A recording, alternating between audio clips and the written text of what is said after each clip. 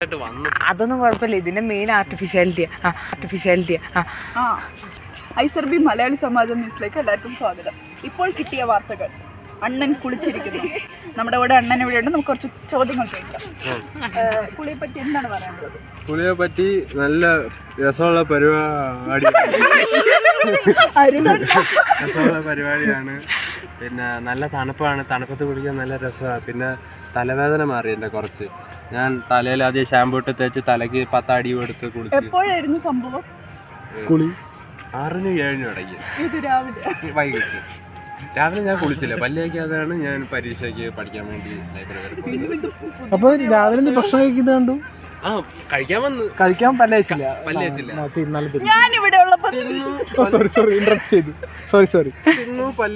മുട്ടയുടെ മഞ്ഞൊക്കെ പാലിന്റെ ഇടങ്ങാക്കുമായിരുന്നു പല്ലേക്കാണ്ട്.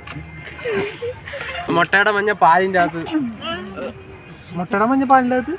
കലക്കി അങ്ങ് കൂട്ടി.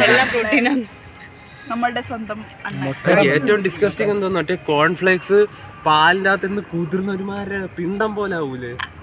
എനിക്കത് തിന്നാൻ പോലും പറ്റില്ല. ഒരു ജനറൽ പോൾ എടുക്കാം. ഇതാണോ മുട്ടയുടെ മഞ്ഞ പാലി മുക്കി കഴിക്കുന്നത്? അത് ഞാൻ ജോക്കായിട്ട് പറഞ്ഞ, സീരിയസ്ലി പറഞ്ഞ മറ്റേ കോൺഫ്ലേക്സ് പാലിയിട്ട് കുതിർന്ന് വൃത്തികെട്ട രൂപ അതെങ്ങനെ വായിടുന്നു ആളുകള്?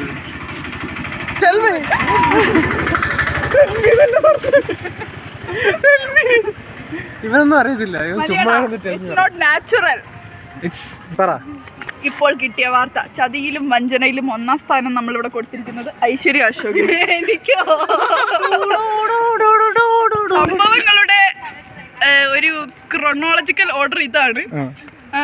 മെന്നെയാണ് ഐശ്വര്യ അശോക് നാട്ടുകാർക്കൊരു വാഗ്ദാനം കൊടുത്തു. നാളെ മുതൽ കൃത്യസമയത്തിന് ഞാൻ ജിമ്മിൽ പോയിരിക്കുന്നു അല്ലേ? അതിനുശേഷം ഇന്നലെ ഞാനും അബുവും പോയി.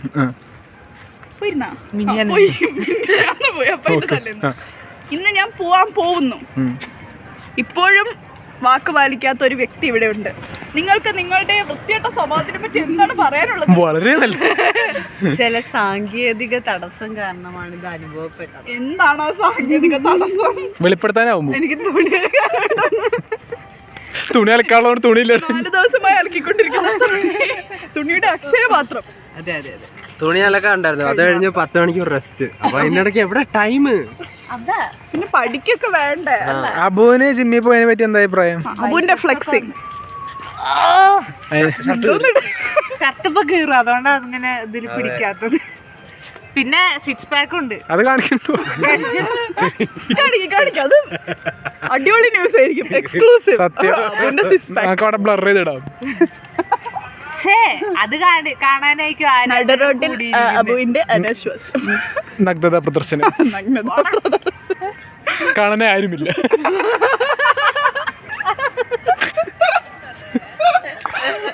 പട്ടി മുദ്രയ്ക്കുന്ന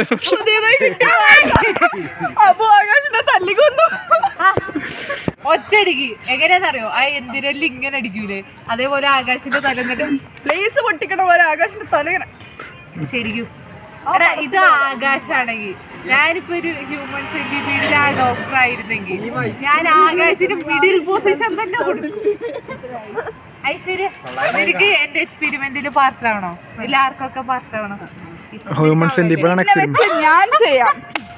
എന്തൊക്കെ ആവശ്യമുണ്ട്?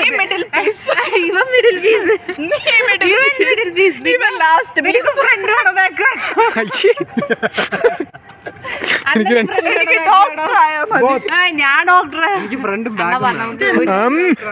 തിന്നുന്നതാണോ? എടാ വെച്ചാൽ നിന്നെ 4 കാലിൽ നിർത്തിയിട്ട് നിന്റെ ബാക്കിലും ഒരാളെ വെച്ച് തുന്നി പിടിപ്പിക്കും. ഒരാളുടെ മറ്റേ ആനസിനോട് തുന്നി പിടിപ്പിക്കും. എടാ, ലോകത്ത് ഇതുവരെ മനുഷ്യന്മാരെ ഇത്ര ഒന്നിച്ച വേറൊരു പടമില്ല. സത്യമാണ്. മനുഷ്യന്മാർ ഇത്ര അടുത്ത് പടമാണ്. തുന്നിയോ? ആദ്യമായിട്ടാണോ നിങ്ങൾ ഹ്യൂമൻ സെന്റിമീഡിനെ പറ്റി കേൾക്കുന്നത്? അതെ, ഇവിടെ നേരത്തെ പറഞ്ഞത് അപ്പൊ മനസ്സിലായില്ല. സ്വാഭാവികം. എന്താണ് ഈ കൺസെപ്റ്റിനോട് നിങ്ങളുടെ ഒരു ഓപ്പോസിറ്റ് അല്ലേ? മികച്ചൊരു അഭിപ്രായമാണ് അതിനെക്കുറിച്ച്. അവൾക്ക് മിഡിൽ പീസ് ആവാൻ താല്പര്യമുണ്ട്. ഈ വേഷം എന്നിട്ട് ജിൻസക്ക് എന്താ അഭിപ്രായം? എനിക്ക് ഫസ്റ്റ് എല്ലായിടത്തും ഫസ്റ്റ്. നമുക്ക് കണ്ടിരിക്കാനാ താല്പര്യം. അത് കണ്ടിരിക്കാൻ താല്പര്യം, പിന്നെ എന്ത് കണ്ടിരിക്കാനാണ് താല്പര്യം?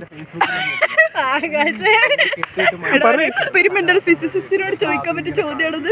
നിങ്ങൾ കാണാറല്ല, അനുഭവിക്കാറാണല്ലേ? നിങ്ങളെല്ലാം ദ്വയാർത്ഥമായി നിങ്ങൾ മെമ്മറി തീരില്ലേ? എന്റെ ഫോണല്ല അബുവിന്റെ.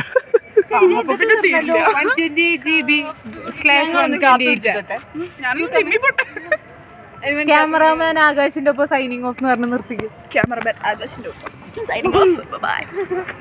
ഞാൻ കാണിച്ചു തരാം. നീ ആര്? ഒന്നുകൂടി കയറാം.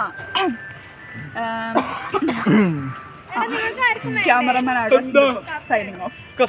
ടൂടുടുടുടുടുടു. നന്നാക്കിലോട്ട്